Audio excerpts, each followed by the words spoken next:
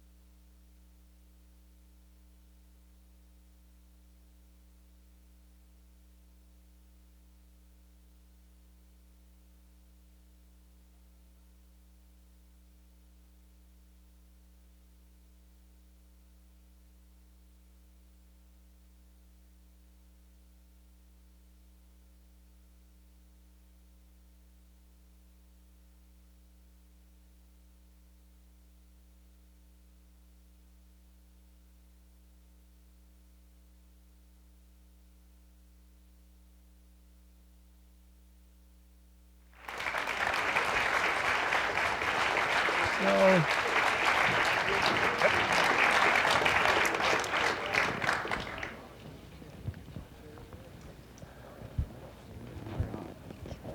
Good evening. Welcome to the forum here at the Kennedy School of Government. I'm Ash Carter, and I'm going to moderate this session tonight entitled, Can North Korea's Nuclear Breakout Be Stopped? This is sponsored by the Institute of Politics, and I want to thank Bill White for his inspiration in creating this event and bringing together this superb panel, which it's my privilege to moderate. I am just the moderator of this, but I'm going to put my cards on the table with all of you right from the beginning and say that in my judgment, what has transpired in North Korea in the last couple weeks is one of the most significant setbacks for American and international security of recent years. And we have some competition in that regard. I say that not only because North Korea might use the bomb or bombs it now evidently knows how to make, although also evidently it has not perfected the making of those bombs, but for two other reasons. The first is that the simple possession of nuclear weapons by North Korea provides a shield behind which the government of North Korea might be emboldened to take actions that risk war, a horrible war on the Korean Peninsula, actions which it would not dare to take had it not this shield now of the bomb. North Korea's simple possession of the bomb, even if it never uses it, is a torpedo amidships for the nuclear nonproliferation regime.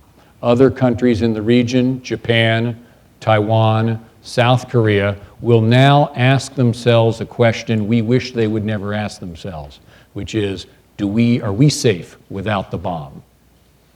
A question they have answered in the affirmative up to now. But you never win forever in nonproliferation. People can always change their minds. Everything I've said so far is just if the North Korean government is the possessor. Today's North Korean government is the possessor of the bomb. I'm a physicist. Plutonium-239, which is what North Korea has a half-life of 24,400 years. Now, one of my distinguished guests might contradict this, but I doubt that the regime of North Korea is going to last 24,400 years. And that means that somebody else, other than this regime, is going to own those nuclear weapons someday through sale, theft, diversion, or collapse of the North Korean regime. So what's happened in the last few weeks is casts a cloud over humanity for many, many, many turns of the wheel of history to come. And for all those reasons, I regard it as one of the most significant disasters for American national security in recent decades. There's another dimension to what's going on the Korean Peninsula today, and many of you may have had the chance, if you follow this issue, to see a report released today by Vaclav Havel, Kjell Bondevik, and Elie Wiesel. If you hadn't, may I commend it to your attention. It's entitled Failure to Protect, a call for the UN Security Council to act in North Korea. And I'll just read you the opening paragraph of the foreword of this report. It reads, although in recent weeks the international focus has been on North Korea's nuclear weapons test, the situation in that country is also one of the most egregious human rights and humanitarian disasters in the world today. Also a strong statement, as was my statement about a national security disaster. They both have serious competition in each of their respective categories. Yet sadly, the foreword goes on, because North Korea is also one of the most closed societies on earth, information about the situation there has only trickled out over time. When Bill White and I were discussing this forum tonight, we wanted to try to, if not turn that trickle into a flow, at least tap into that trickle.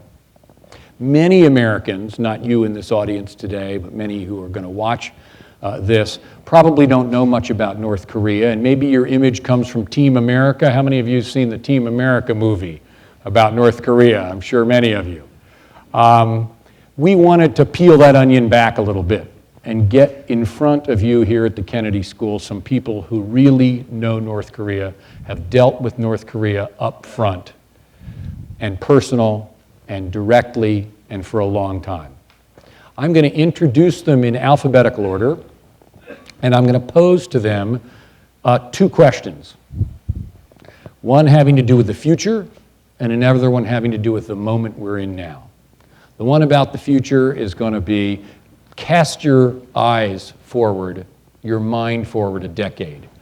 Where's this place going?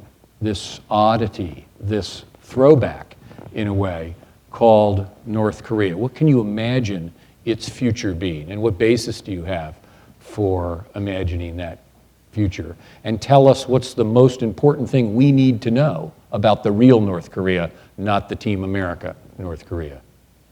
And in the second round, I'm going to ask, well, what do we do now? We have this humanitarian disaster. We have this nuclear weapons disaster. Where do we go from here in your judgment?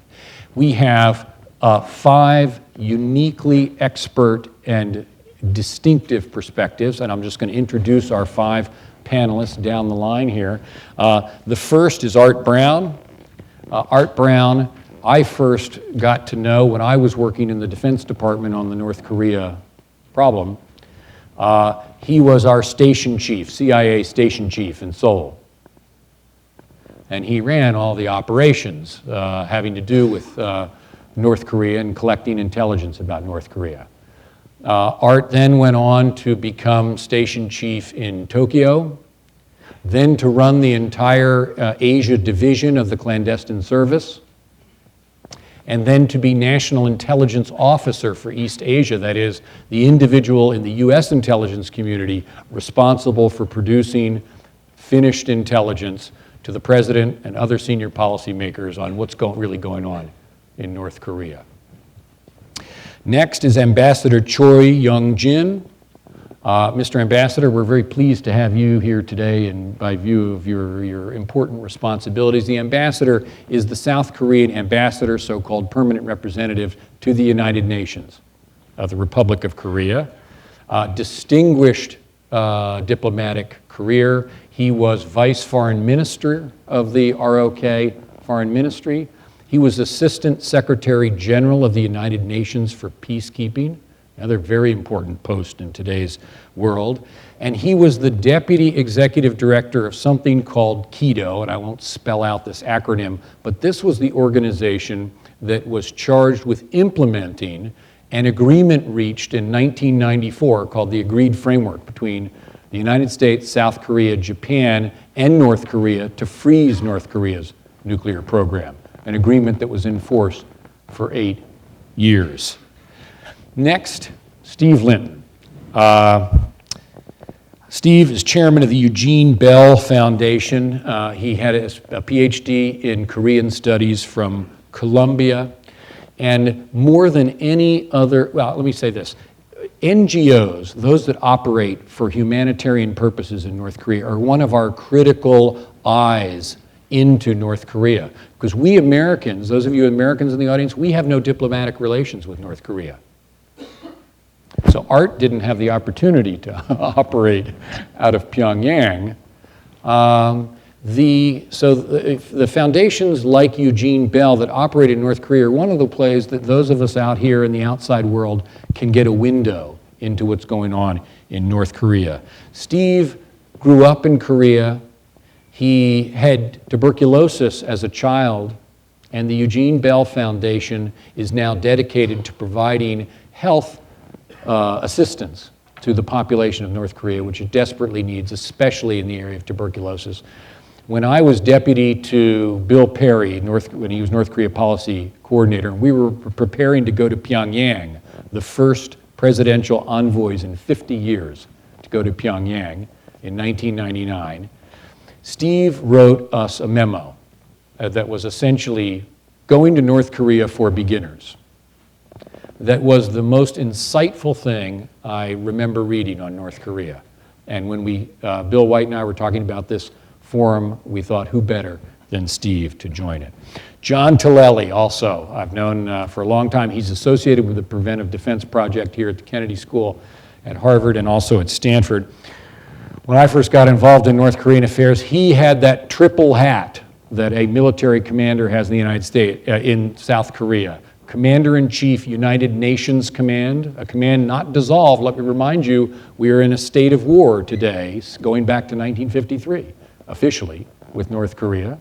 Commander-in-Chief of the Combined Forces Command, the U.S. ROK Alliance, and Commander-in-Chief of U.S. Forces Korea, the U.S. contingent on the Korean Peninsula. Long and distinguished career in the Army, became Vice Chief of Staff of the Army, commanded the 1st Cavalry Division out of Fort Hood in Desert Shield and Desert Storm, then ran the CEO, now with Cyprus International. And finally, Ann Wu, here of the Belfer Center at the Kennedy School, and I'm very proud to say former student of mine, which is not to say she ever learned anything from me, but I learned a great deal from Ann. She has an MPA from the Kennedy School here, now a researcher at the Belfer Center, and was the head of the Asian department of the Chinese Ministry of Foreign Affairs. So we have here two official, so to speak, American perspectives, an NGO perspective, an official Korean perspective, South Korean perspective, and a Chinese perspective. And that's what I mean when I say that Bill White has brought it all together here. We have depth, we have breadth, we don't have a great deal of time. I've asked them to be brief, and I've asked Art to start off. Art, cast your eyes forward. 10 years, where is this place going? Are we going out 24,000? You go as far, no. Not even the CIA can go that far out. I think the events we saw on October 9th were very predictable. I think we've been expecting this for a decade. He's been working on it for 50 years. I don't think he's going to give it up. So I think 10 years down, from his point of view, he has the difference of being Saddam Hussein or Musharraf of Pakistan. He wants to be Musharraf. He thinks nukes is what's going to keep him in that chair. So we're going to have to come to some sort of accommodation with that kind of thinking. Because I don't think he's going to give them up. So you don't think it's going to get turned around? Nope. Mr. Ambassador, do you think it's going to is 10 years from now, are we going to have a nuclear North Korea? Are we going to have a unified Korea? Are we going to have a nuclear South Korea?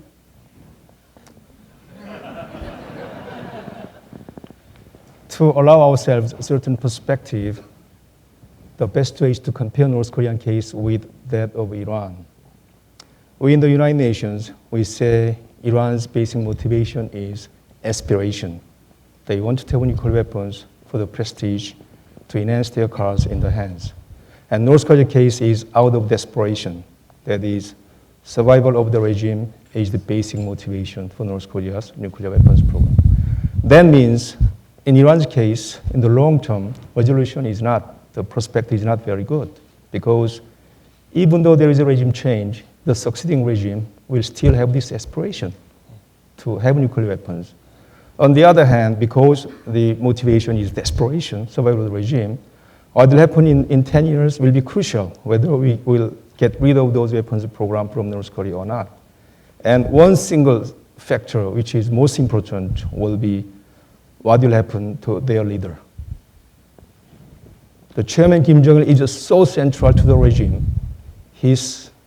How long he will rule the country, what will happen to him in 10 years, will be the crucial factor. Everything will depend on that. 10 years. He is 61 years old? 65, they say. 65 years old. 10 years. Who do you think is going to take over in 10 years? Basically, two scenarios are possible. One is a successor, but which is not very likely because his status is very, very special, like a god-like figure. Who can replace him as an equal authority, like divine god-like figure, authority? The other scenario is military junta, collective leadership, but which is not in Korea's tradition, in our blood.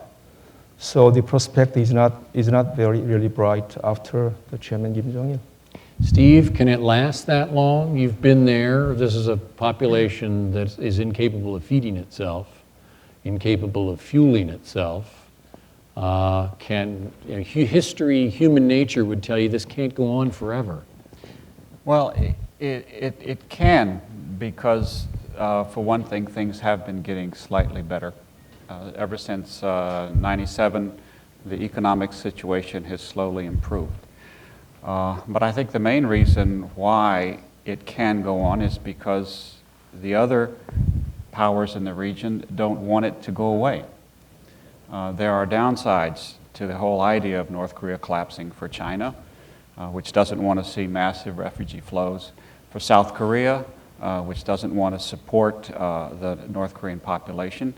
And so, in a sense, North Korea is not in a situation where there are many powers uniting to pull it down.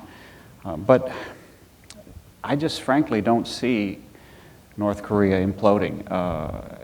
I don't see reunification in 10 years. When you go there, you've been there more than 50 times. Have you ever seen any cracks in the facade or any suggestion that people realize the situation they're in and would like to change it in some way? Well, let me give you a short case in point. When I first went there in '79, an ordinary North Korean got me aside and asked me a serious question about South Korea. He said, when the sun is shining in Pyongyang, is it shining in Seoul? For him, South Korea was as distant as the backside of the moon. A couple of years ago, another North Korean ordinary citizen got me aside and said he wanted to ask a question about South Korea. He said, they're living pretty well these days, aren't they? And I said, yeah, they're doing all right. He says, oh, come on. Their GNP just passed Great Britain's. The amount of information that North Koreans have about the outside world has exploded. And yet you don't see, obviously there are discontented people, but you don't see a lot of signs of discontent and unrest. So, John Tillelli, you were known for many aspects of military planning on the Korean Peninsula, for planning for so-called Op Plan 5027, which is the long-standing war plan for the defense of South Korea against a North Korean invasion. But to his great credit, he created other military plans for other military contingencies, like revolution, like collapse. John, where do you think things are going on the Korean? And what should we know most about the security situation on the Korean Peninsula now in light of what's happened in the last couple of weeks? Well, first, let me go back and hit three things that were said, because I think it puts it in the context or the construct that you have to think about North Korea. And the ambassador and Art said it, and Steve. One, the regime is there to keep the regime in power. That's job number one. Job number two is it does that through its security services, through its military, and through the coterie of 3,000 to 5,000 others who benefit as a function of those resources that are available to others than the general population. Secondly, the nuclear situation, which developed as a function of the first test, has changed the calculus on the peninsula, which makes it much more dangerous. Is war more likely now than it was 5 years ago because of this? I think the potential is likely. However, I don't think war is likely. And I think it's unthinkable for those of us who understand what war on the Korean Peninsula might bring. And that prevention of war and deterrence is still very, very important on the peninsula. In 10 years, what can change, in my view, assuming that Kim Jong-il or the regime is in power in 10 years, I don't see much changing at all. I see deprivation among the population and the elite, Kim Jong-il and the regime, benefiting by anything that comes to them outside the country, regardless of who the successor is. And as the ambassador pointed out, there are several scenarios, one of which it could be one of his sons, which would keep it in the bloodline. And when you're thinking about a cult and a godlike figure, certainly if you kept it in the bloodline, that's a possibility. Or secondly, it could be a military junta or oligarchy, which in fact, again, wanting to keep the regime in power and the population depressed, you would not see much change. The military situation is a tough military situation. Deterrence is important. Defense of the Republic of Korea is important. And the region, and I think we should not lose sight of this because we're not going to talk about it tonight. Northeast Asia is a center of gravity for the United States of America. And maintaining peace and stability in the region is very important and in the best interest of the United States of America. John, can we, President Bush has said that he wouldn't tolerate a nuclear weapon in North Korea. He said that it was unacceptable. Now they've got the bomb. We're tolerating, we're accepting. Should we tolerate? Should we accept? Well, I mean, the fact is, and I've been involved in it as you have and others for many years, and you ask ROC administrations, ROC population, U.S. administrations, past and present, are nuclear weapons tolerable in North Korea? And the answer is no, absolutely not. So then the second level question is, so what? What do you do now? And that really is the art of how we deal with this crisis situation as we move forward with North Korea. It is a very tough situation. It's a tough policy situation. And let us hope that in a multilateral way, where you have a coalition of countries, China, Korea, Republic of Korea, Japan, Russia, and others, we come to a solution to the nuclear issue in Korea. Will he give up nuclear weapons? Will he give them up easily? I say not. I agree with Art. This program has been going on for more years than any of us know, and in a real sense, and this is harsher than some would like to admit or some would agree with, North Korea has never abided by any agreement, written or otherwise, that I can remember or that I can read about. Let me see if I capture what the four of you have said. I'm not saying it's likely, but the most likely North Korea 10 years from now is North Korea intact and nuclear armed. You also, is that? But I'd like to say that I don't think we should see it as an either-or situation, because I think that North Korea's nuclear program can be contained. And I think the other major players in the region are concerned that it be contained. Can it be totally rolled back to zero? Contained to the 8 to 10 bombs they now have? Is that what contained means? Contained to a point where it's not expanding, whatever they have, and it definitely is encapsulated to a point where it's not proliferating. And you've advised, John and Art, and then I do want to get to Ann, but jump in. If I can just hitchhike on what Steve said, I don't think it's a fait accompli that they will be a nuclear power in 10 years, to the point that they've continued to develop, et cetera, et cetera. I think in the intervening years, it's going to be very important to determine how far they've gone across the line. So I don't think it's an absolute that if they have 8 now, they're going to have 20 10 years from now.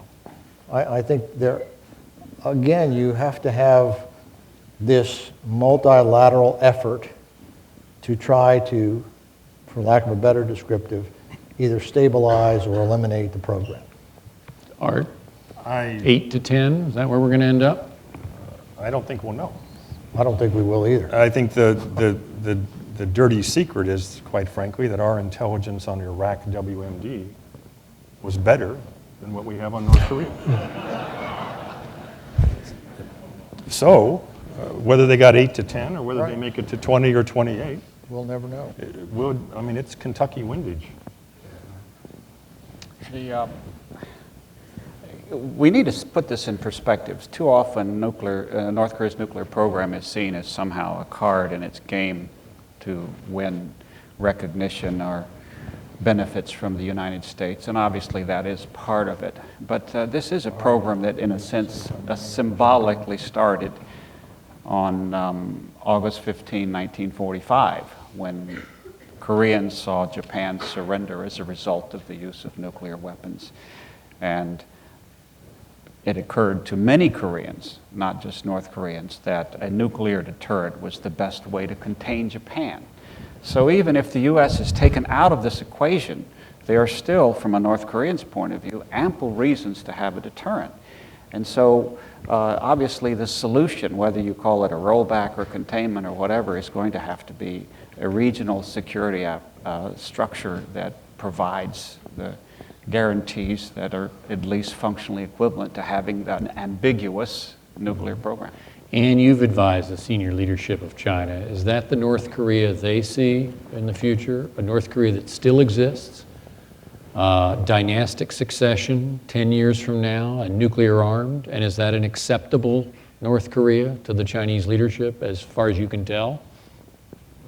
I would like to rephrase your question a little bit. I think it's not simply a question of what kind of North Korea you are envisioning, but also what kind of North Korea you want to work together to bring about. So I have found the notion of, for example, regime collapse quite problematic.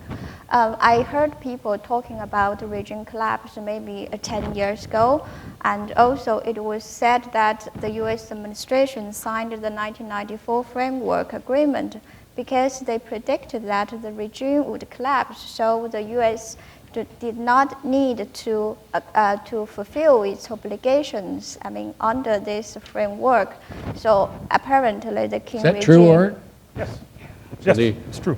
intelligence community was telling President Clinton in 1994, don't worry about it, sign it, they may cheat, but they're going to be gone? John Deutsch, then director of the CIA in '96, predicted that North Korea would collapse within 3 years. Please continue, Ann. So apparently the King regime disappointed them. So why I find the notion of a regime collapse problematic, the first is that we really know little about the real situation in North Korea, as you have said from the start. You may say that people hear that the people in North Korea hate the Kim Jong-il regime, but the ABC reporter in North Korea interviewed people on the street and they said they hate the United States. The second reason is that we should not ignore the other side of the coin. Of course, there are voices of regime collapse, but there were also voices of confidence in the King regime. For example, the Chinese government has occasionally stressed the political stability and the economic development in North Korea. They said that the North Korea leaders and government are thinking seriously about reform, and the life of the people have improved, tremendously, remarkably. So, and they dismiss the notion of regime collapse as extremely dangerous and completely groundless. So that's the other side of the coin. The third reason I want to mention is that the notion of regime collapse carried a strong message of interference into other countries' internal affairs, but China is famous for its principle for non-interference. So a regime collapse, it can hardly achieved without the support of China. So I think more realistically, we should envision a future of regime improvement in North Korea, which means, first of all, the denuclearization, the second, economic reform, openness, and finally, economic independence, and thirdly, further integration into the international community. For example, normalization of relationship with the US and Japan. So I believe this scenario of regime improvement is more realistic and can produce more synergy among the parties concerned to bring a solution to the current problem as well to the future. Okay, so your North Korea 10 years from now is still North Korea, but it's improving. It's nuclear, and that's okay with China? No, the objective still non-nuclearization of the Korean Peninsula. Well, let me turn it around, because now I'm going to come down the line again, and what do we do now about this? And let me start with you, Ann, because, John? Before you go on, I don't think, I certainly have not said that the people of North Korea hate Kim Jong-il. I think it's just the opposite. I think the people of North Korea perceive him to be a greater being than normal. And as a matter of fact, when you think about reintegration or reconciliation with South Korea, if you looked at the Good Morning America program, which you spoke about, and looked at Diane Sawyer as she went into the schoolhouse, it really Just back up for the audience. Diane Sawyer was in North Korea For a week. Last week. Yes. And for some reason was allowed to conduct some stand-up interviews with North Koreans. The fact And that we're reduced to having Diane Sawyer, since Art isn't there anymore, as our principal source of current intelligence on but North Korea. the fact is, you will see a mindset that will tell you that Kim Jong-il is, in their mind's eye, a great leader who is paternal in their view. Secondly, when you think about reconciliation and reintegration with South Korea, it will make it much more difficult if you take the school children. And that's what I looked at. That was the most, I think, enlightening thing to me, the school children, and how they were reacting to the worldly questions that Diane Sawyer asked. And I think thirdly, and I'm not questioning Ann, thirdly, I think denuclearization and a nuclear-free peninsula is a goal that we all have. But I think to assume that North Korea will voluntarily denuclearize is hope. And in my view, when it comes to North Korea, hope is not a method. Ambassador, you wanted to come in on this, and then I want to return to you, Ann, on what do we Before do you go next. to next step, we have been talking about regime collapse, regime improvement, or regime change. What I want to tell you is North Korea is so much isolated or insulated from outside world. Regime collapse, regime change, regime improvement cannot be induced. If it happens, it will happen because of North Korea. It's up to North Korea. It cannot be induced. That's my point. So I actually can relate to that. We looked in when we were doing the North Korea policy review at collapse or reform, those two being sort of flip sides of the same coin. Was there anything that we could do to make that happen or hasten that? And we concluded that, at least from behalf of the United States government, that there was no way that we could make that happen. But that's germane today, because where we stand today is North Korea is testing weapons, has manufactured weapons, has reprocessed plutonium, is making more as we speak, and what's the world's reaction to this been? And I'm going to start with you, Ann. We've had the so-called six-party talks. Six-party talks have been the United States, South Korea, China, Russia, Japan, and of course North Korea. The theory being of the six-party talks that together, that all those countries had a stake in whether North Korea went nuclear, and that together they had more carrots and sticks than they had individually. And in particular, that the United States would have more carrots and sticks at its disposal to deal with the North Korean nuclear program, because we really don't have any leverage except military leverage, which, as General Tillelli rightly said, nobody wants to have to use. And so that was the theory of the six-party talks. The practice of the six-party talks has been nothing, no results, right? The results have been 8 bombs. After the North Korean test, the United Nations Security Council voted unanimously to impose sanctions on North Korea. And the question to all of you is, where's all this headed? Because it can be headed in two directions. To many in the US government, it seems clear that sanctions are intended to be the pressure that finally strangles the North Korean regime, something I take it our panel doesn't find plausible, maybe not tasteful either, but not plausible. Or is this headed towards getting North Korea back to the negotiating table, where they will what? Do what? Denuclearize, stop building, but retain the ones they have. And where are we now? And we in the United States have looked so much to China. China's right there. China's the closest thing to a friend North Korea has. China convened the six-party talks. China said, along with us, that a nuclear North Korea is unacceptable. And now it, the host of the six-party talks, is also accepting a nuclear North Korea. Is China going to save this situation for the world? I have to say that you can fully count on China in the denuclearization commitment, but that would need the cooperation from other side, particularly the United States. And I would disagree with you about the point that the six-party talks resulted in no, achievement. They did achieve a joint statement last September in which North Korea committed to give up its all its nuclear weapons and existing nuclear program. So that's an achievement. The reason, the question we need to ask ourselves is why the statement is not implemented and why the six-party talks suffered a deadlock. So I would like to introduce a 1 + 1 = 3 formula. This is a simple definition of synergy, which means the whole is greater than the sum of the parts. By saying so, I mean the United States and China should increase the effectiveness of their cooperation on this issue.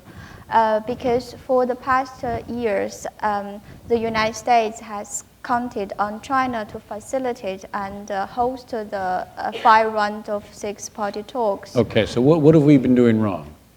So you're throwing it back to the United States, and so what have we been doing wrong that if we had done it right might have not brought us to this point?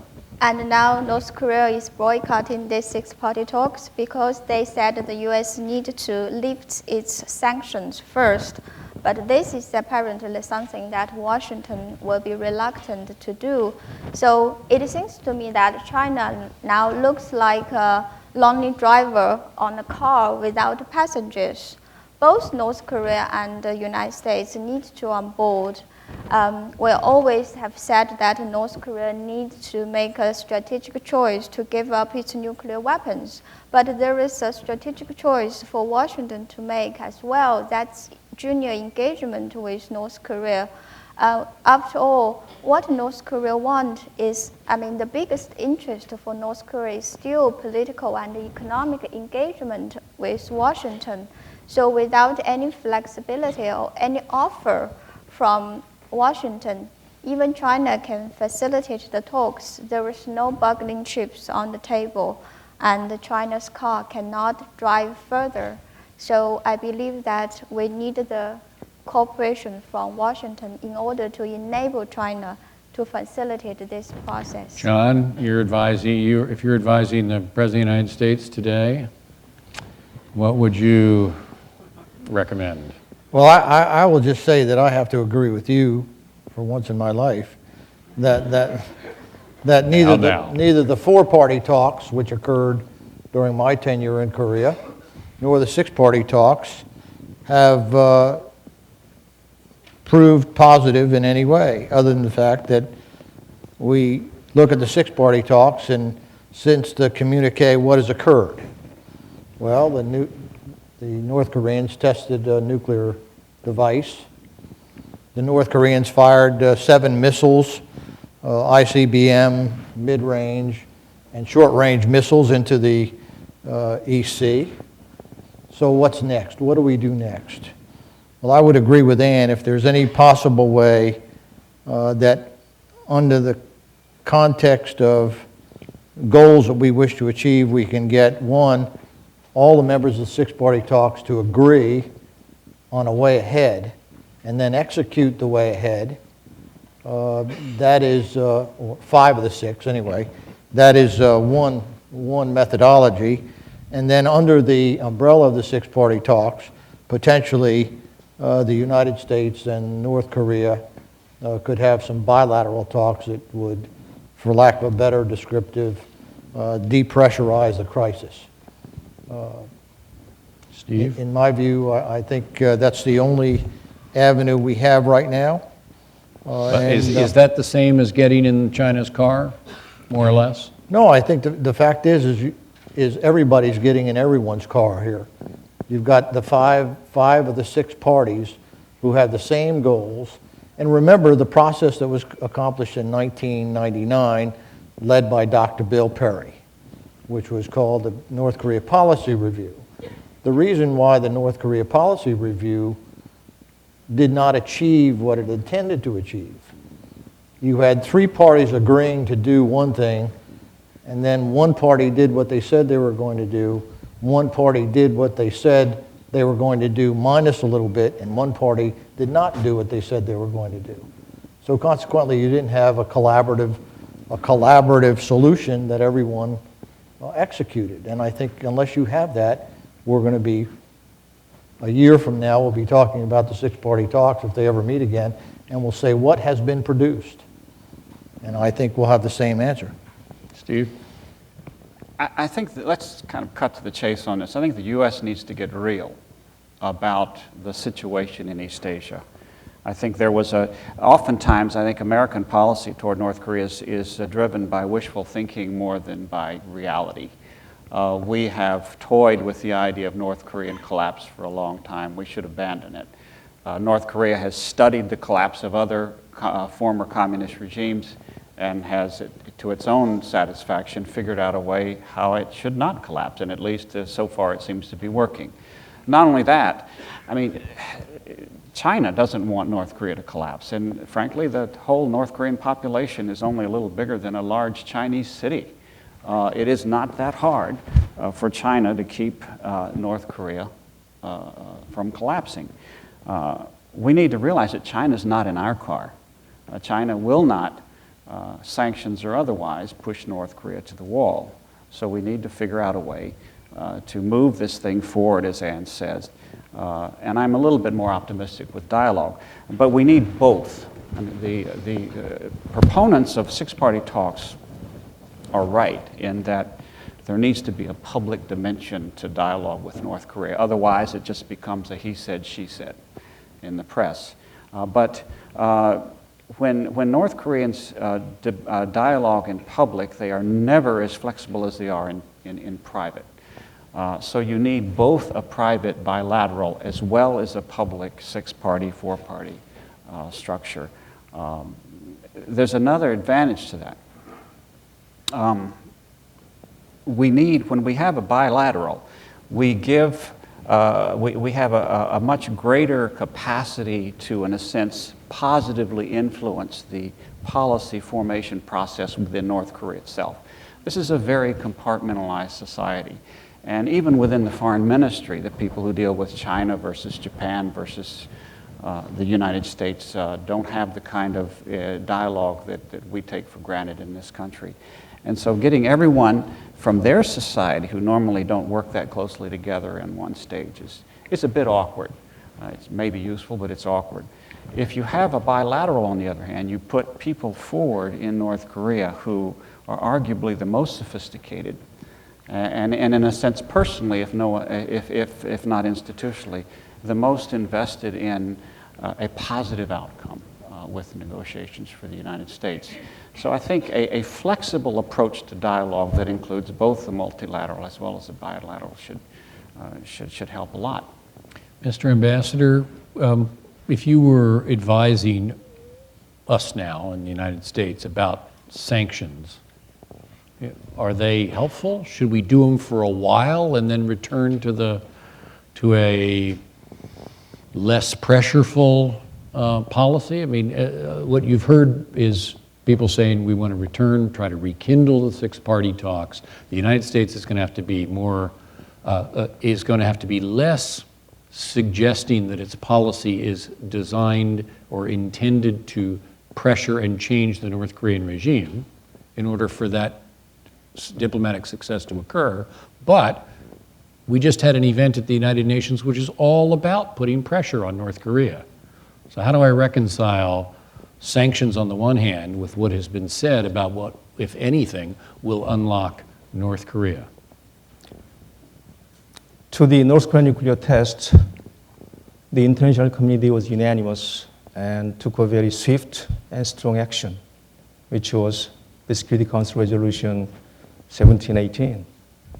This resolution can best be summed up as containment with a safety valve. Everybody agreed to contain North Korean nuclear capabilities, but because of neighboring countries to North Korea, their concern for unthinkable explosion of North Korean regime, the Security Council resolution provided a safety valve. So it can be best described as containment with a safety valve. That is the default mechanism in our hands to deal with North Korea. The problem is whether it is within six-party talks or outside the Security Council, what you are trying to do is to convey the message in North Korea that you have to make a strategic decision. That's the way for you, good way for you and for us. Strategic decision means Pyongyang foregoing nuclear weapons program and will provide security guarantee as well as economic assistance. But the problem for this is North Korea may be in a very difficult position to make a strategic decision because of its built-in dilemma between political survival and economic revival. For any other countries, these two objectives must be one and the same. But because of the specificity of the North Korean regime, these two objectives became mutually exclusive. There resides the dilemma of North Korea, and barring military option, this dilemma becomes our own dilemma. And the best option for us may be with this default mechanism, which is containment with a safety valve, we have to muddle through until North Korea makes such a decision or something happens. Art, do you think a strategic decision of that kind by North Korea under the cloud of sanctions is likely? I'm not a policy guy, but this is a very determined people. During the years between 96 and 2000, we took into our hands, South Korean, American, Japanese, about 5 North Korean infiltration craft, 2 or 3 submarines, and a couple of what they referred to as semi-submersible speedboats that go ashore. Total population, about 40 North Korean crewmen and our commandos. We never took one alive. Every one of them either killed themselves or died in a death by cop scenario facing overwhelming odds rather than surrender. And we gave them every option to surrender. I took from that a point that you're dealing with an opponent that putting greater pressure on him is not going to necessarily make him break like a twig. You're not going to see a 3-week run to Baghdad. You're going to see Iwo Jima writ large. And you're going to see a people who will just dig in terms of pride and determination against outside hardcore pressure. So I tend to agree with a theme that's running here that Steve laid out. Dialogue is always better than shooting. And whether that's 1-on-1 or 2-on-1 or 6-on-1, whatever the other side will come to the table and talk to you about, to me seems a good avenue to go down. We now have plenty of time for questions, and I'm going to ask John one last word. Just to say one last word. I think that Steve and the ambassador are exactly right, and Ann are exactly right. We ought to take implosion out of our vocabulary. The North Korean regime and its people are very resilient. Take regime change out of our... No, implosion. Implosion. Should we take regime change also? No? I think at this point, we should. We now have plenty of time for questions. I'd ask you all to come step up to the 4 microphones. In the interest of time, please keep your question brief so that others will have a chance to ask questions. A question is a question, not a statement. It's an inquiry. It ends with an inflection at the end and a question mark if you were writing it down. So no speeches, please, questions. And I would ask you that you direct your question to one of the panelists. And I'll start with you here, sir. Good evening. My name is Yoichiro Ikeda, KSU student, Master of Public Policy Program. And thank you very much for today. And my question is, so I want to ask your opinion about the likelihood of further nuclear proliferation in East Asia, especially about Japan. And some argue that recent events urge Japan to launch nuclear armament, but others argue that for Japan, it is highly unlikely to think about nuclear armament because Japan is the only victim of nuclear weapon. So I want to ask each of you that whether it is likely or not that Japan will launch nuclear experiment or nuclear armament in the future. I don't think we have time for 5 people to answer that question. I'm going to ask Art Brown to answer it because he's lived there in Japan and studied Japan. Art? Thanks. No. And could you give me a reason? Thanks. The event will cause the Japanese people to talk about the concept of whether they should go to nuclear weapons, which 20 or 30 years ago was taboo. Nobody would ever discuss that openly.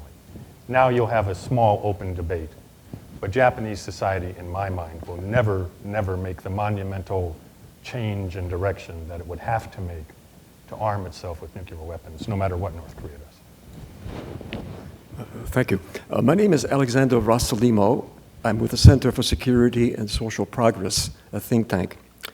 A goal of South Korea is to become a top 10 economic power.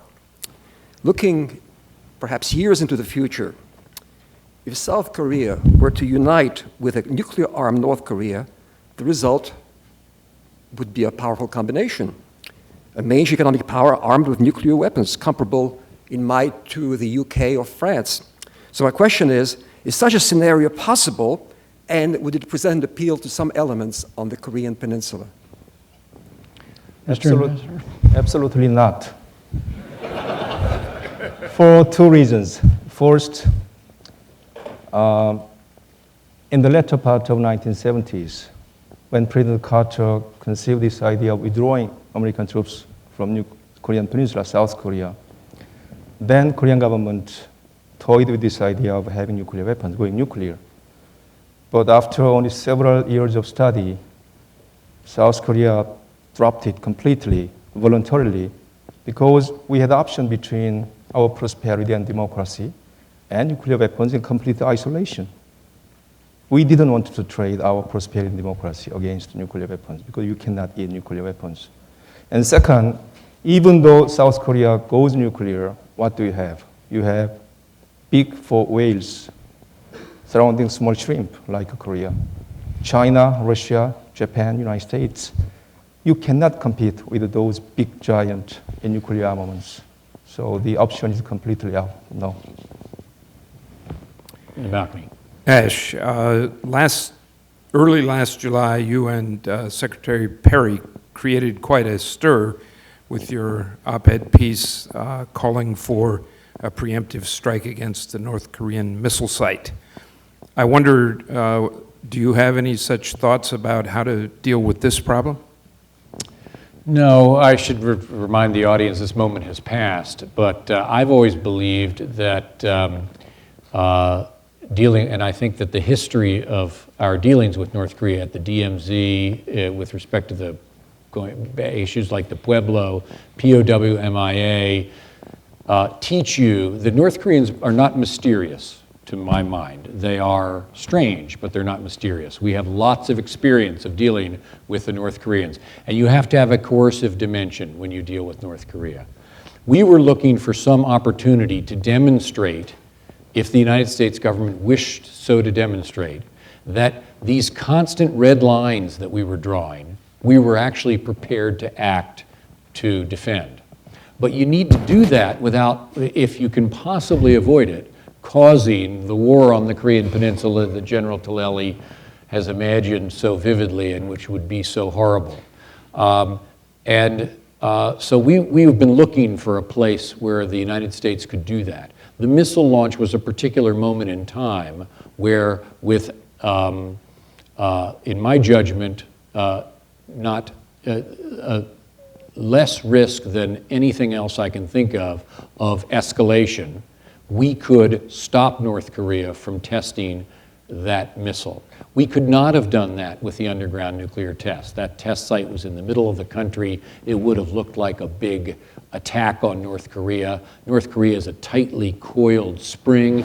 It would quickly unwind in all likelihood, and you'd have the war on the Korean Peninsula that none of us can wish upon, the South Koreans, the North Koreans, or the US forces there on the Korean Peninsula.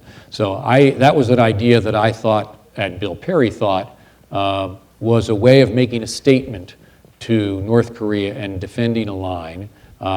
We still believed that that was the right thing for the US government to do. We were unsuccessful in persuading the US government to do that. I realize it was controversial, but we were trying to not be where we are today, where the options are worse than they are today. We have put ourselves in a position where things are worse. We're in a deeper hole with every passing year. So much so that the general mood of this panel, I don't want to put words in people's mouths here, is that there's no one here who thinks that this is going to get reversed anytime soon, or that North Korea is going to become denuclearized. That was not a prevalent view and would not have been a view on this stage a couple of years ago. So we have come a long way. We've fallen back a long way.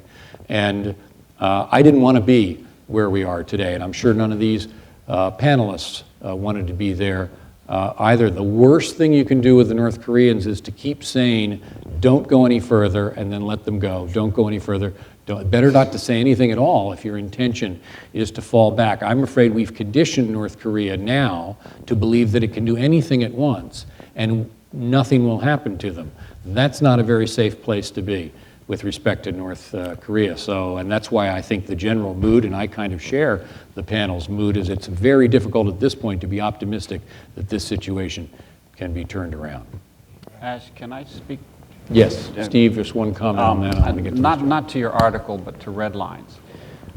It seems that many people don't realize that North Korea is genuinely a post-colonial state, and what I mean by that is that its legitimacy in its own eyes, and you can see it through their propaganda all the time, is that it's the first Korean state in history ever to just say no to big powers. Now, what this means is that when you draw a red line, you essentially challenge the regime to prove that it is legitimate by stepping over it. Very counterproductive. North Korea does need to be warned, but it should be warned in private. Openly civil, privately frank is always a better policy. But instead, unfortunately, I'm afraid that North Korea policy gets tangled in internal domestics here in the States, and we are, in a sense, weakening our hand every time we not only draw a red line, but then insult its leaders. You'll notice Kim Jong-il never insults anyone. He allows other people under him to do that for him. And yet, too often, our government does the opposite. So it's something to keep in mind, certainly. If you want to really try to get somewhere in negotiating with North Koreans, they're tough, but they can be dealt with. Well, this is particularly disturbing to hear because the President of the United States just drew yet another red line just 2 weeks ago, which was, okay, I said don't reprocess the plutonium, and you did, and I said don't test the missiles, and you did, and I said don't test a bomb, and you did, and now I've said don't give it to bin Laden. So if I take what you say, now I'm really worried. And sir, up to you in the loge up there. Thank you. My name is Raul Prabhakar. I'm a sophomore at Harvard College. My question tonight, thank you for all for coming, but my question is for Dr. Linton. You spoke about having a dialogue in either a multilateral or a bilateral framework along with the other panelists. And my question is a different kind of dialogue between philosophers and academics from the West and perhaps academics from North Korea. Can we have that kind of dialogue, a kind of discussion between the two sides? Is North Korea mature enough to have that kind of discussion in this new situation? And realize that its nuclear program really isn't in its own best interest? Thank you. Let me put it, just preface my remarks by one thing. One of the cultural disconnects between this country and North Korea is that we think dialogue is a carrot, whereas in East Asia it's simply a way of demonstrating your sincerity. So we tend to, in a sense, regulate and limit dialogue and expect rewards in return, or even before the dialogue takes place, which makes it very, very difficult. Would North Korean academics dialogue? Yes. But they would dialogue in a way that reflected completely and clearly their government's position. Normally you get much more candid dialogue in Pyongyang than you do, especially in an overseas situation. So I think, yes, I think academic meetings help. Our foundation just sponsored a conference on multi-drug resistant tuberculosis, and we had a group of North Korean doctors over in Washington actually this summer. They're very helpful, but it's establishing a tradition of ongoing and continuous communication that will eventually bear fruit, not these dramatic and sort of singular events that we tend to focus on. Hi, thank you so much for your efforts here and then for the audience. My name is Angela. I'm from South Korea. I was a Mason Fellow last year in Kennedy School. I would like to ask a question to Dr. Linton about the NGO perspective. For example, there is a controversy about whether we should continue or stop the humanitarian aids. And for example, there is a university which will open next year providing a master's degree for agriculture, food, and then MBA course. And then, what's your opinion about this soft power education and culture efforts to open North Korea? Thanks. Well, one of the things I think our strength as a open society is that we can have a different agenda from our government. And showing the North Koreans that we can is not a bad thing. And therefore, to have ongoing contacts at the private sector level, as long as they don't interfere with the policy process, is a good thing, in my opinion. People can study history, they can study agriculture, and they can do food assistance or medical assistance as we do. And I am grateful that our efforts are supported by, not financially, but at least verbally by the US government. And we receive a considerable amount of financial assistance from the South Korean government. So we have good relations with all. But we're not really talking either or, because good humanitarian assistance is really good medicine. Bad humanitarian assistance can be poison. And humanitarian assistance needs to be responsible and transparent. So simply ratcheting up humanitarian assistance is not necessarily making the situation better. On the other hand, to make humanitarian assistance a hostage to policy is to deprive a lot of people in North Korea who are innocent of whatever transgressions we feel their government is committed, as well as to reflect very badly on our own society, as though we somehow give things so that we can get things in return. Sure. My name is Charles Warden. I'm with the Stanton Group, and my limited credentials are that I have been doing business with North Korea for the last 10 or 12 years and have held the license to do so and been to Pyongyang a number of times, but I am not a Korean specialist. My question is, if we've been trying for 50 years or so to make something work, and so far it has failed in bringing North Korea out of the woods, your point being that maybe we have an enemy here that is really a friend we haven't met yet. So I would ask the following question. Would, amongst you, Steve, I think would be a good candidate for it, and Ash, I think you would be too.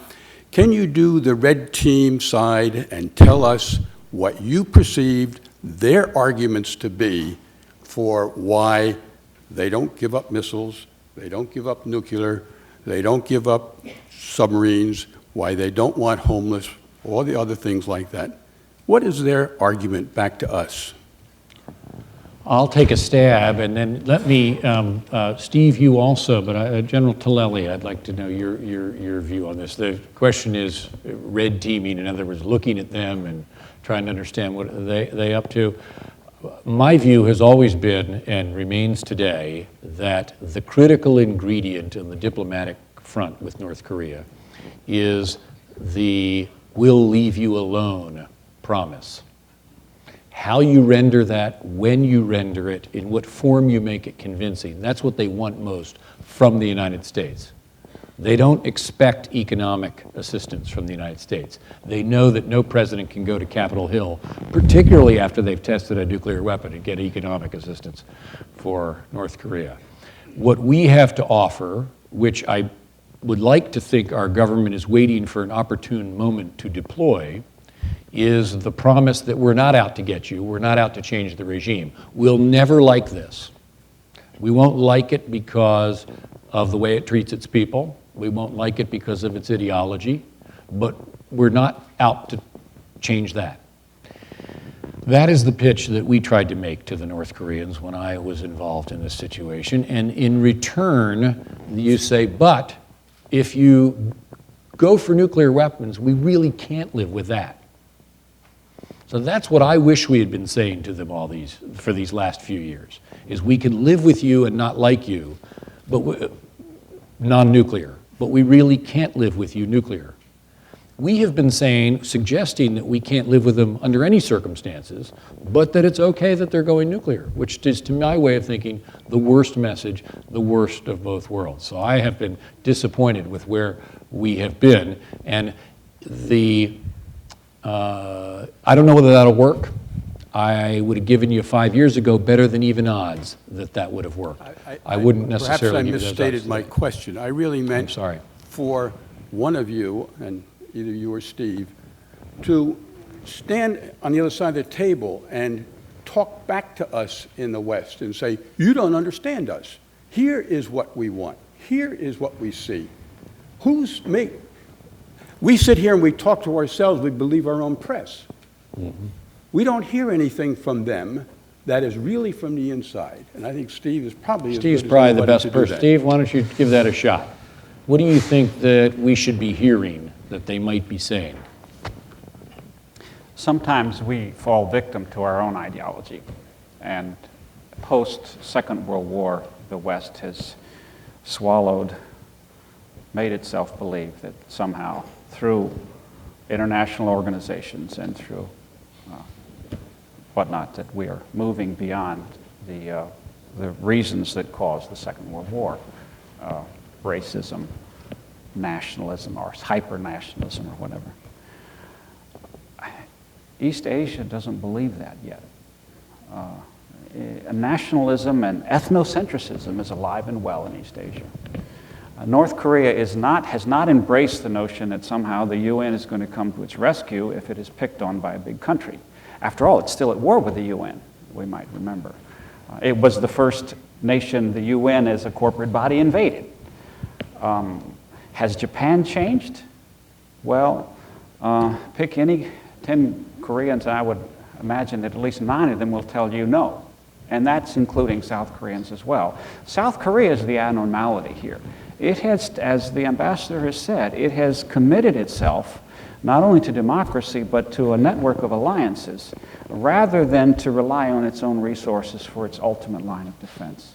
And that's amazing, given the circumstances that have governed East Asia for a long period of time. So it isn't that North Korea has changed, it's just that North Korea has not, in a sense, come along with the kinds of thinking that is current in Europe and in the United States and perhaps in some circles in East Asia, that the mechanisms that we have will guarantee a small country against a larger one. And therefore, every small country has to have, as part of its defense mechanism, a way to hurt you so bad that it's not worth doing it.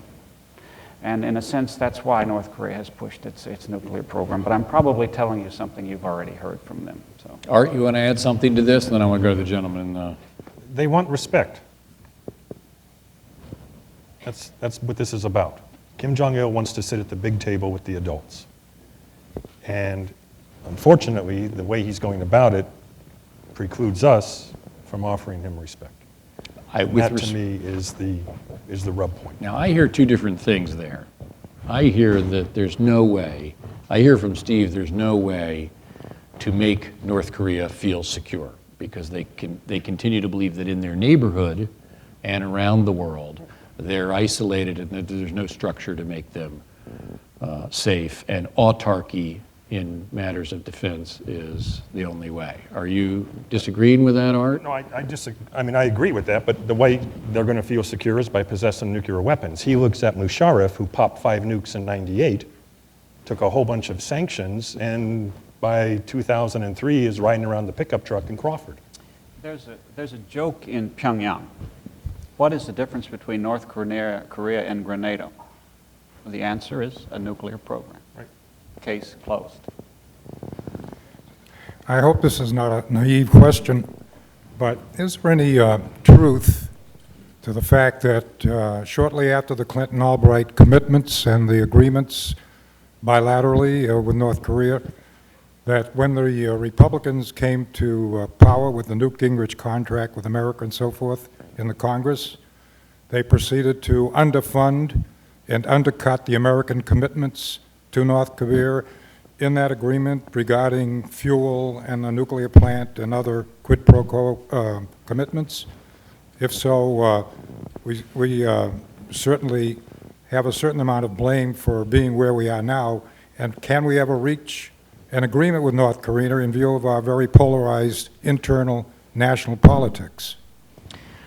Art, did we undercut the agreed framework or fail, or was there buyer's regret in 1994? You were the policy guy. I would say there was.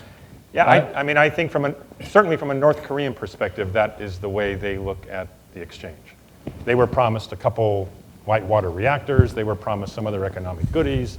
They were promised diplomatic engagement in return for them doing certain things too. And you can get into a finger pointing of who didn't get to first base first. But the reality is when they look at it, when they talk to themselves about it, when they discuss it with their own people, it looks to them like they got the short end of the stick, which is why going back into another agreement doesn't seem to be the wisest choice from their point of view. Art, if I could just add one thing. I think Art's perception is absolutely correct if you look at it from North Korea's perception. But the fact is South Korea was going to pay most of the bill of the light water reactors and under the construct of the agreed framework. The agreed framework was designed, and I'm now taking the other view, the agreed framework was designed to freeze the nuclear program of North Korea, which it did not. So therefore, the dilemma was either you continue to move forward with the light water reactor, knowing that they had violated the terms of the agreed framework, or you stop using the carrot and stick approach, which neither worked. So consequently, we are where we are. Could I add something to this? Because I do know some of the North Koreans, most of them actually involved in the diplomatic process with the U.S., and occasionally they tell me things. I'd like to take the U.S. defense on this thing. I'm not, because one of the things about, there's a lot of finger pointing in the United States, what administration did what, but I think that the big picture is more complicated than that. The North Koreans had a positive take on Bush 1. It went very negative for a while, and then they began to have a positive take on the Clinton administration, but were very concerned about, because they heard all the rumors that people were running around Washington saying, don't worry, we can sign this agreement, but they're going to collapse, so we'll never have to pay the bills for it. My friends, at least my contacts, expressed a lot of concern about that. But to be fair, though, the 2000 election was an eye-opener for North Korea.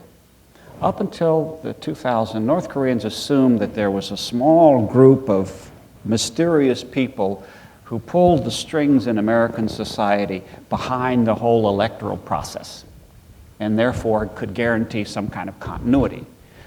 But much to their surprise and frankly horror, they realized that these are real elections.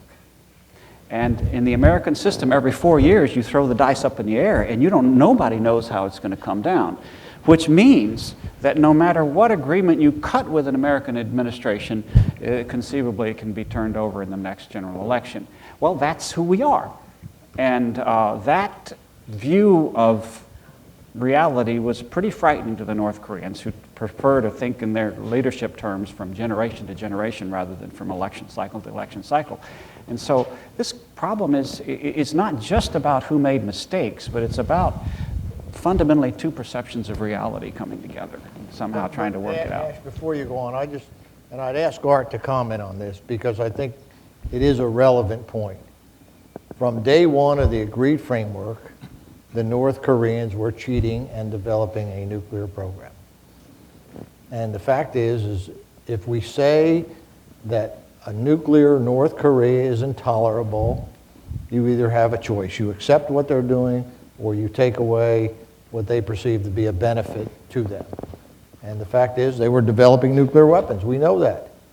They never fulfilled the obligation of the agreed framework. By which you mean the uranium, you're speaking of the uranium program? So the question is, was there a uranium enrichment program in North Korea, Art, in your judgment? All of the above. Beginning in 93, that notwithstanding the freezing of the plutonium program, I assume that's what you're talking about, John? Yes. That notwithstanding the freezing of the plutonium program, we knew about and ignored starting in 1994. Can I get a follow-up on that? With our limited Wait, intelligence... no, let him answer the question. And we really don't have time for a follow-up, I'm afraid. Sorry, sir. The North Koreans definitely cheated on the agreed framework, but not, in their minds, what the agreed framework sealed was their plutonium program, those big reactors that sit up on top of the earth that are, quite frankly, bombable. And what they went to, when they said, okay, that's frozen, we know that's frozen, slowed them down because those reactors would have produced 100 nuclear weapons by now. But what they went to is an underground program, this uranium enrichment, that you could put in a room maybe the size of this, has no special heat signature, is not detectable by satellites, is not detectable by anything you fly over their heads and look down on, and quite frankly is very hard to bomb because you don't know where it is. And it is the nuclear weapons program of choice for those who want to go covert. What I think we made a mistake on a little bit when we did the agreed framework was somehow piping our own music a little too loud and saying we've stopped their nuclear program. And then we sort of walked away and said, that one's done. And quite frankly, they always had, remember that 50-year glide path wanting to do this, they've always had the desire to get to the right place for respect and a lot of other reasons, and they just went down a separate route. So yes. the summary of this, the answer to your question, correct me if I'm wrong, guys, but the agreed framework did stop the plutonium program for 8 years, unquestionably so, without which they wouldn't have 8 bombs today, but more like 50. It didn't stop because it had no way of stopping the uranium enrichment program, which has, as far as we know, not produced any risk yet in terms of actual bombs, but did show that they were cheating. And so you entered into agreement with a cheater. You were better off, I would say, with the agreement than without it, but you have signed an agreement with someone who's shown to be cheating. I would also say, in answer to the question earlier, that as soon as, and I saw this very close up, as soon as the House of Representatives changed hands in 1994, an agreement with North Korea was poison because they were the North Koreans. And that's what I get back to earlier, and Steve was talking about, is talking to people with whom we have profound disagreements about how they run their country, something we can even do. Can we enter into agreements that we will keep with a country with which we have such fundamental disagreements? If you talk to Senator McCain, whom I have a great deal of respect for, he will tell you no.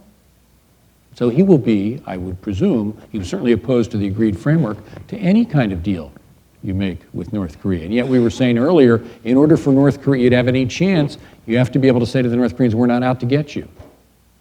But can we make that statement as Americans, at least I'm only speaking for the United States now, and expect that to last another turn of our own electoral cycle? I'm not sure we can, and the North Koreans, according to Steve Linton, are very not sure we can.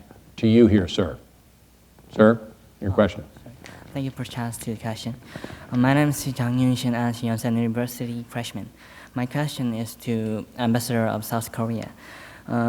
Today, against the North Korean nuclear situation, South Korea is the leader compared to other countries.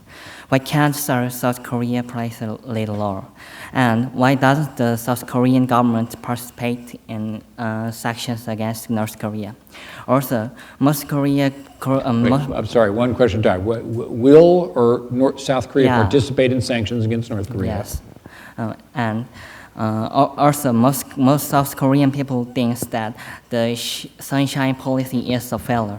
In spite of this fact, the South Korean government continues the sunshine policy. And what is the reason to continue the sunshine policy? So the second part is, has the sunshine policy failed? Yeah. Okay. Mr. Ambassador.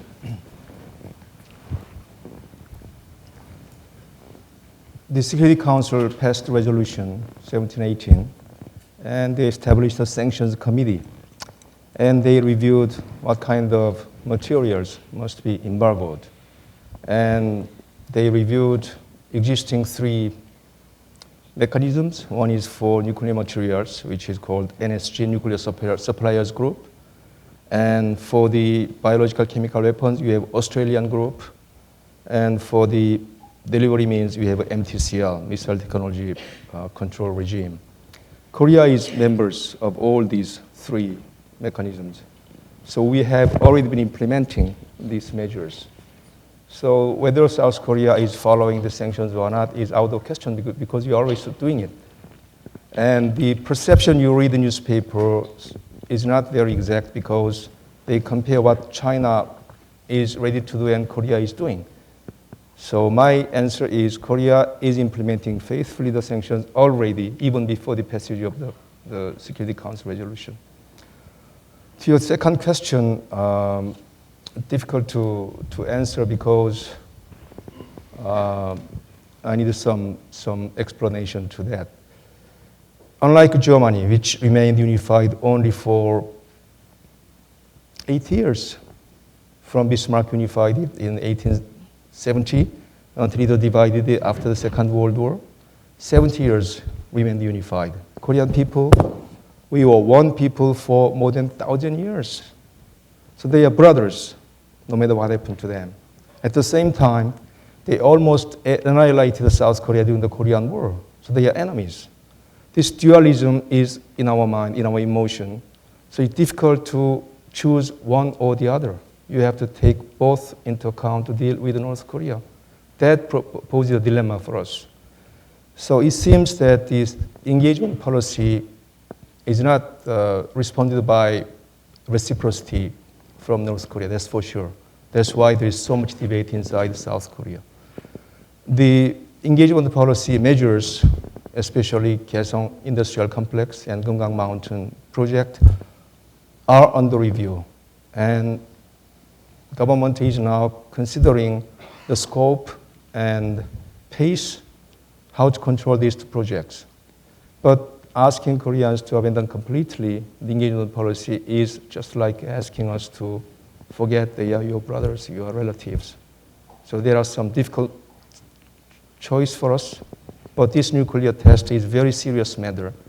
So the engagement policy is under review, it will be affected, scope and pace, but a lot will depend on North Korea's attitude, in other words, reciprocity. Thank you. My question's for General Talali. General, the current engagement in Iraq of the U.S. military has certainly presented a strain on the U.S. military at present, and I'd like you to comment first on how that strain affects the readiness of the U.S. military to engage on the Korean Peninsula should a war become necessary. How able are we for a rapid and massive deployment? And secondly, how does the perception of the North Koreans of the U.S. military readiness on the Korean Peninsula affect their bargaining position, their boldness at this point in time? Let me answer the second question first.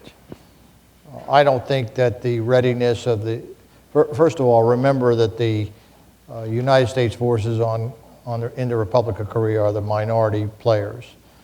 The ROC armed forces are highly skilled, highly trained, well-led, and well-disciplined, and a very technologically superior force. Secondly, the United States provides, one, not only those complementary capabilities that the ROC has not had to invest in as a function of this mutual defense treaty, but also provides a commitment to bring other forces to the peninsula in the event of conflict.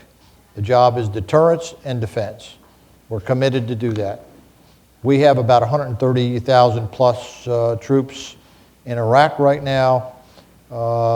That does put a strain on the forces, but the fact is that when you consider the United States National Guard, the United States Reserve Forces, plus the forces that remain in the United States, there's sufficient capability, albeit putting additional strain on the force, to reinforce the Republic of Korea in the time of crisis.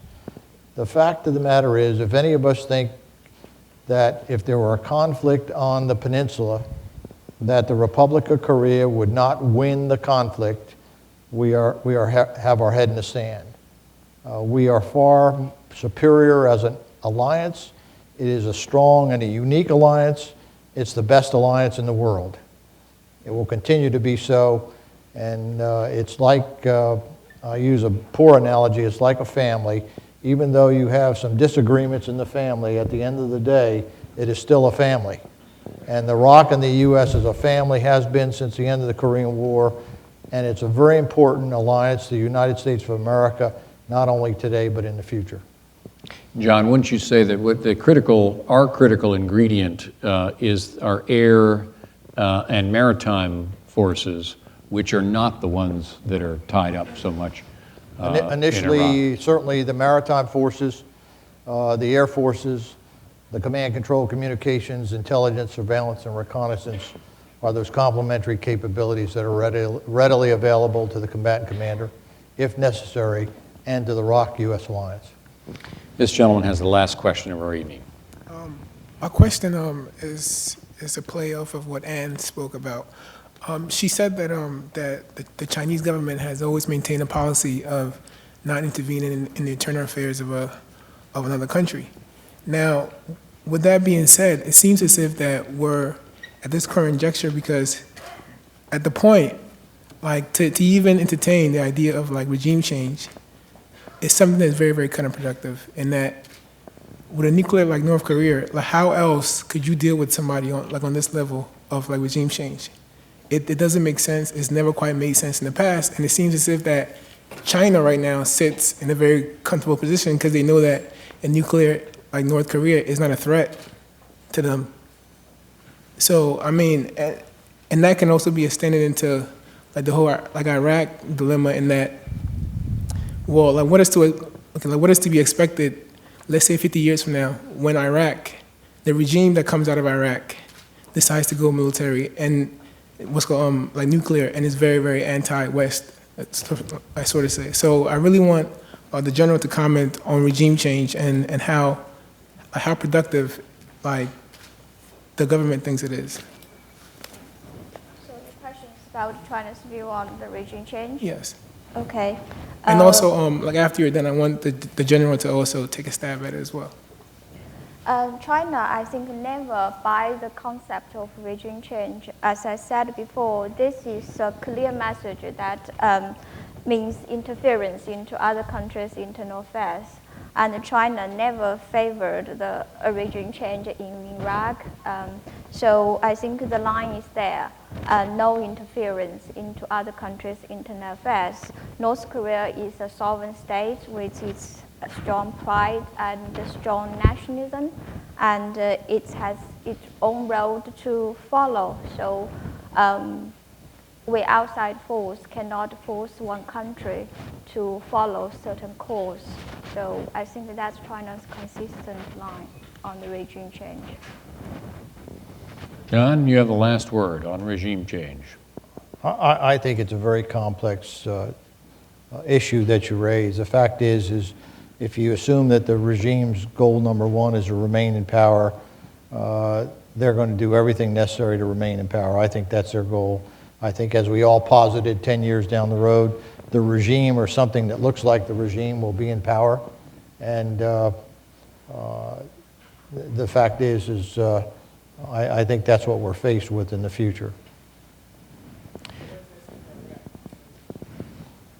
I'm sorry, what was that? What does that say for Iraq? In that, like, For Iraq? Yeah, I mean, if China has proven that not intervening militarily, like into the internal affairs of the country, like has ensured their peace, and also like has brought them. I mean, what does it say for the decision made 3 years ago? Yes. About Yes. Iraq? Yes. Well, Ann, I'll let you have the last word on that, but that we're going to have to save Iraq, sir, with respect to another forum. Another forum. Exactly, a very important question, but an historical one. Ann? You mean China's position on the Iraq war? As I said, China never favors the invasion of a foreign country. So, and I think this Iraq war is happened without a UN resolution. The general as well? Could the general comment? No, I think we're good. Thank you. We're terrific. Notwithstanding your applause, which they richly deserve, I want to thank this panel. This is a richly complex problem. It's a very portentous problem. It affects not only nuclear matters around the world, but as you've heard, the whole situation in East Asia where the wounds of World War II have not healed. Whether this is headed to regime change, to a nuclear North Korea, to a nuclear peninsula, these are all enormous questions that you, the students here at the Kennedy School, are going to need to be wrestling with, and if this panel's right, you will be wrestling with them in the courses of your careers. I want to thank this panel. Each and every one of them has contributed to international security and to the security of their own country by their own lights in a very distinguished way. This is the kind of insight and subtlety and understanding that you wish you saw so much more in policymaking. And we very much appreciate your insights. Thank you all for being here.